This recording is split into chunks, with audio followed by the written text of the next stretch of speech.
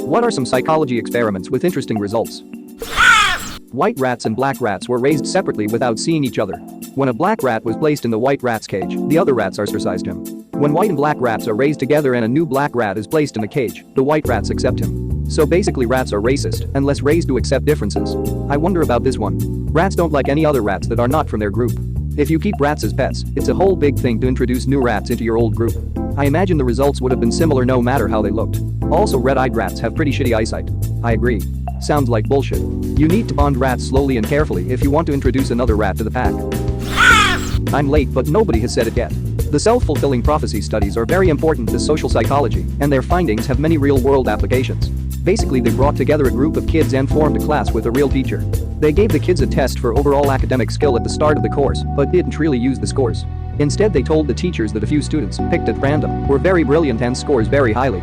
They then observed the class for a long period of time and noticed that the teachers gave the kids they thought were brilliant much more attention. At the end of the study, the kids took the test again, and they found that the kids who were randomly named brilliant at the start actually scores higher than the rest of the class. The kids, again, at the start didn't score any different from the rest of the class, but through the self-fulfilling prophecy, they became the best in their class. This obviously has tons of application in the world and especially education. I've heard there is a similar process that happens in China with people born into the year of the dragon, predicted to be highly successful, etc. The monster experiment. Although it is horrible how they left the children with mental health issues at the end, this experiment gave very good insight to how to parent a child. On this experiment, they took groups of orphan children and separated them into 3 groups. One was the control, the second were told they has a lips and were doing bad, and the third was told that their speech was perfect. As the experiment went on, group 2 began developing lisps after being berated constantly. They became shy and reserved. They were scared to speak because they didn't want to get in trouble because of their poor speaking skills. Group 3, however, had the opposite happen. They talked better, they were more willing to improve. They were encouraged to keep speaking and told that their speech was amazing and perfect. By the end of the experiment, they had one group with no change, one group with now mentally ill children with a speech impediment, and one group with great speaking skills. It truly shows that encouraging children is the way to go, and that verbal abuse can be just as, if not more, harmful as physical abuse. Not entirely sure it fits into the category, but the Rosenhan experiment. 13 people feigned mental illnesses to get into mental hospitals, and all were admitted with different diagnoses. They then assumed their normal personalities, but to be released they all had to admit that they were mentally ill. There was a second part where a hospital challenged Rosenhan to send multiple fake patients to the hospital, and they would rate their patients on a scale of whether they think they were faking. They identified many possible fakers, but Rosenhan in fact hadn't sent anyone. These are my favorite kind of studies. I love it when participants are given power and then lied to LOL. This one actually sounds pretty believable and very interesting because people are most likely on different levels of mental illness, some worse than others, and when the mental hospital get told that some may be fake, they will second question every aspect of their health and most likely make a pressured decision whether the patient is ill or not. The 3 Christs of Ypsilanti psychologist forces 3 people who believe that they are Jesus Christ to live together. It does not go well. The psychologist, Milton Rockich, had heard of a case where 2 women who believed that they were Mary, Mother of Christ, were forced to live together, and one of them broke free from their delusion. So he figured, 3 Christs, what would happen? They were angry at each other. Often had physical fights. They eventually started getting along by avoiding the topic. He would ask them about the others, and each would say that the others were crazy. That they, of course, were the real Jesus. No cures. Some unethical stuff. Interesting, though. I was hoping to find this. The case study was in 1964, and they were all diagnosed with paranoid schizophrenia. They were all patients at Ypsilanti State Hospital, and while they didn't live together, they were in group therapy sessions. You can find the book on Amazon, and there was a movie adaptation as well. I'm a huge fan of Milgram's Small World experiment. It is more sociology than psychology, but I still think it is really cool. Milgram sends out 160 letters containing the name and address of a stockbroker in Boston to people in Omaha, Nebraska. They had to send it to someone they thought would get the letter closer, but they couldn't mail it directly to the stockbroker. Interestingly, most people that sent on the letter sent it on to the same group of people on the 5th degree. It only took 6 people, hence the 6 degrees of separation, to arrive, on average. It shows how interconnected our world is, even before the internet, which is happy to think about. Wow, how awesome that Milgram is famous for more than one experiment. And speaking of the internet, this is actually how packets on the internet are sent, TCP/IP. When you look up a website, the protocol doesn't know exactly how to get there, it just asks nearby computers to get you closer until you reach the website. Amazing how fast websites load considering this imperfect medium. Everything's coming up Milgram. If you stare into a dimly lit, i.e. candle-lit, mirror for 10+ minutes you start to see hallucinations. What individuals see tends to vary, but they've used this as a test to simulate schizophrenia before, because some see monsters, deformities, general weird shit. I did a variation of it for a mate at uni and completely wimped out of it. After my face started not looking like my face anymore, I had a complete dissociation. I stopped looking and just waited out the time. Edit. I can't find the exact study as I don't have journal access anymore, but here's a decent summary of it in layman's terms. Edit 2. This is a weird visual trick that your brain can play on you, but the effects can seem super real, so maybe don't do this if you are susceptible to hallucinations or a wimp with this kinda shit like me. Edit 3. Thanks for the gold. And yes, it is basically a scientific Bloody Mary. Now what I know I'm doing tonight. Edit. Am I dyslexic? The foundation of the folklore and subsequent scary game of Bloody Mary. A person goes into a darkened room with a candle or similar low light and stares into the mirror. After saying Bloody Mary a number of times, a scary and/or disfigured creature appears and starts staring back at you. It's fantastically frightening when you are having a night over with friends and you get each other more scared as they try it. And also the R3 Kings ritual, back from when no sleep was good. Adding additional detail if anyone wants it. It involves sitting yourself in a dark basement at 3:30 in the morning for an hour, between two mirrors with a candle in front of you and a fan on low behind you. You look straight ahead, not at the candle and not at either of the mirrors. The dancing candlelight in your peripheral vision, coupled with likely being tired, makes your brain do some really crazy stuff. I loved learning about infant development. My favorite was probably the development of depth perception, or perhaps the fear of heights. We are not born with it, but, if I recall correctly, we develop it within the first year or so. Scientists created a raised square platform. Half of the floor was wood and the other glass. The actual surface of the floor, 1 meter or so below, was white with red polka dots. At varying intervals of age, the babies would be brought in and placed on the wood end and encouraged to crawl to their moms, who were standing at the glass end of the platform. An early infancy baby crawls over there without giving a shit. At some point though, they stop at the point where the wood meets the glass, or plexiglass maybe, showing that they recognize the difference in height and the fear of falling. Babies' brains are pretty fucking cool. The most fascinating part about these experiments was for me. This fear of heights depends on the way infants move and has to be relearned once they switch from crawling to walking. More precisely, very young infants crawl over the edge, then learn to avoid it. Later, when they learn how to walk, they again walk over the edge, seemingly forgetting their fear of heights. Finally, they relearn it and avoid the edge while walking too. Reconsolidation. When you retrieve a memory from your long-term memory, it is susceptible to being manipulated. This can lead to memories being totally changed from the source. This is why eyewitness accounts cannot be fully seen as true. This knowledge is also being used to help people with PTSD by changing the negative memories they have of their particular trauma. You have been banned from our Mandela effect. Could I just remember this wrong? No. The entire universe has changed. I used to think album was album with a second L. At the time, around high school, I had the same reaction as other Mandela effects, except I was the only one to remember album with a second L. Although fun, deep down I know it's probably all in our heads. The influence of the color red in sports. Judges were shown a video of a taekwondo match and awarded more points to the red competitor versus the blue competitor. When the colors were digitally reversed, judges awarded more points to the other, now red, competitor. Edit. Since there's a lot more interest than I expected, here's some more info. Red may be a signal of dominance, as reddened skin is associated with higher testosterone, or possibly higher fertility in women. Wearing red may induce intrinsic psychological effects which increase dominance in addition to altering the perception of others. Researchers found that putting red leg bands on birds increased dominant behavior, as they took the lion's share of the food. For my psychology degree dissertation, I presented photos of men to be rated on a scale of friendly, 0, to threatening, 10. Men received a higher threat score if I photoshopped their t-shirt to be red. Edit 2. Thank you for the gold award. Oh, yeah. Fun fact.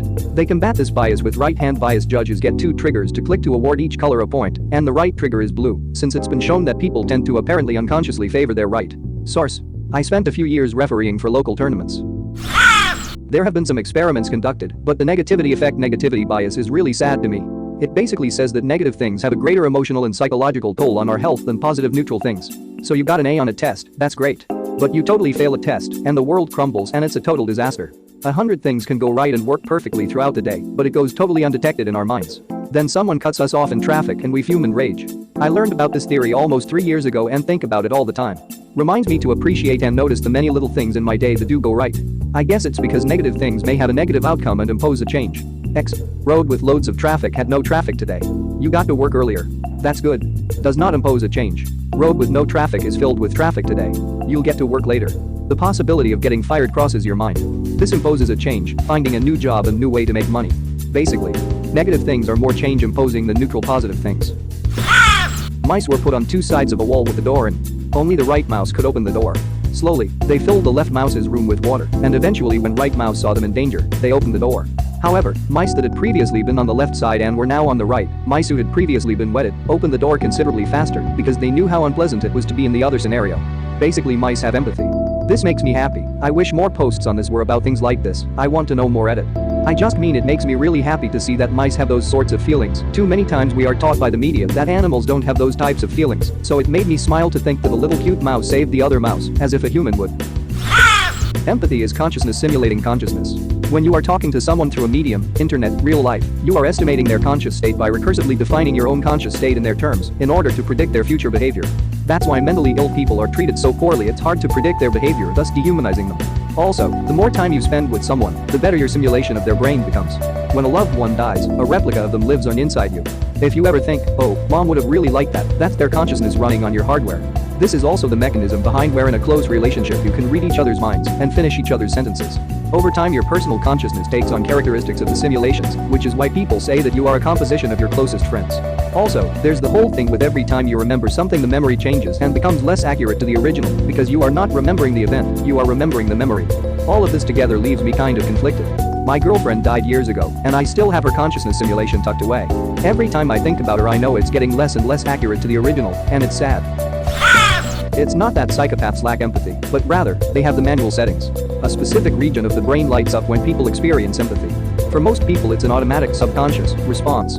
But in a study where they showed emotional videos to psychopaths and non while scanning their brains, psychopaths would only light that region of the brain when specifically asked to feel for the character, while the control participants would light up automatically. So, would it be possible to be some kind of benevolent psychopath, one who always or mostly chooses to empathize? I actually know someone like this. He can entirely control his empathy. He works in a children's burn unit and sees awful shit every day that would devastate a normal person. He explained his empathy was on a manual setting and that he does feel for his partner and a few friends, and he can act empathetic when needed. However, he could handle the brutal death of a child and whistle on his way out the door when he went home. This dude is using his lack of empathy to help kids that are hard to even look at for most people because he recognized and embraced his difference. He has been my friend for a decade, and it's kinda like being friends with a beautiful, nice iguana. It is not like being friends with a dog or a cat. The 5 monkeys experiment. An experimenter puts 5 monkeys in a large cage. High up at the top of the cage, well beyond the reach of the monkeys, is a bunch of bananas. Underneath the bananas is a ladder. The monkeys immediately spot the bananas, and one begins to climb the ladder. As he does, however, the experimenter sprays him with a stream of cold water. Then, he proceeds to spray each of the other monkeys. The monkey on the ladder scrambles off. And all 5 sit for a time on the floor, wet, cold, and bewildered. Soon, though, the temptation of the bananas is too great, and another monkey begins to climb the ladder. Again, the experimenter sprays the ambitious monkey with cold water and all the other monkeys as well. When a third monkey tries to climb the ladder, the other monkeys, wanting to avoid the cold spray, pull him off the ladder and beat him. Now one monkey is removed and a new monkey is introduced to the cage. Spotting the bananas, he naively begins to climb the ladder. The other monkeys pull him off and beat him. Here's where it gets interesting. The experimenter removes a second one of the original monkeys from the cage and replaces him with a new monkey. Again, the new monkey begins to climb the ladder, and, again, the other monkeys pull him off and beat him, including the monkey who had never been sprayed. Edit. So a lot of people have pointed out this wasn't actually ever done, but rather extracted as an assumption based on another experiment or other findings. Disappointing. I've heard this example used many times even from famed and respected psychologists. Just goes to show again, a lie gets around the world before the truth even has its pants on. Sorry folks. Thanks for the karma. One time I participated in a paid research experiment. I was basically tricked into thinking I was drunk. I was placed in a room with 2 other people, and we were instructed to drink vodka with cranberry juice over a period of time while we socialized. After we drank I was placed in a room where I had to read some flashing words on a computer. I felt pretty drunk at this point. When the researcher came back into the room he gave me my car keys and said I was never actually given alcohol. He briefly told me that because I was anticipating drinking for this experiment that my brain had tricked me into feeling the effects of being intoxicated. I immediately snapped out of it and was completely amazed at how I felt. I've done this to younger siblings and relatives that won't shut up about wanting to drink shots. We just rub a bit of alcohol round the rim of the shot glass and fill it with water. 3 deep and they'll start snoozing on the sofa within the hour. The chocolate martinis I make for my auntie who gets too tipsy too easily are basically chocolate milk with a splash of chocolate liquor. Like the kids could probably drink them and be fine to drive home. Solomon Asch's experiment on conformity. He set up a test wherein he would show 3 lines of different lengths to 5 or 6 individuals, I forgot the exact number, who had to state which line was the longest of the 3. The thing is, only the last individual is the participant, and the others are actors paid to answer in a specific manner. For the first few questions, they choose the correct answer, but later on they start choosing the wrong one. The participants are conflicted as to whether they will say the correct answer or conform to the wrong answer, as to not be judged by others or due to self-doubt of their own answers. In the end, most do conform. It's really interesting since it shows how powerful conformity is in the face of doubt, up to a point that some even question their own sanity during the test. Another variation of the experiment also had interesting results. It had the same setup with 5 individuals, with the last person being the participant. However, this time some of the actors say the wrong answer, while one actor says the correct one.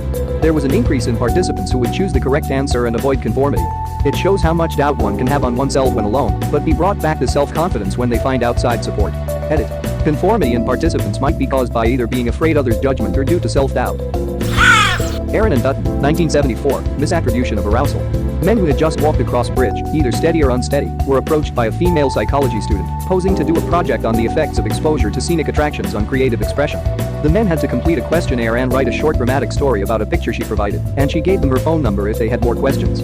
Men who walked across the shaky bridge were more likely to call her up because they misattributed the arousal from the bridge to the woman. TLDR. Watch a horror movie on the first date. Edit. Grammar. Sorry about the confusion. What if I see a comedy on the first date but hire someone to mug us outside the theater? Then it becomes a Flex Seal bond, cause you survived something together while high. If you train a rat to press a lever for cocaine, and then put it in a box with only that lever, it will press that lever as much as you'll allow it. The rat will stop eating and drinking and just do cocaine.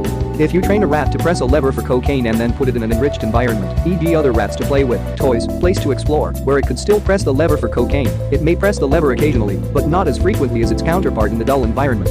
These findings were a big deal in the behaviorism world because they put a lot of previous results into context and help explain the link between poverty and drug use.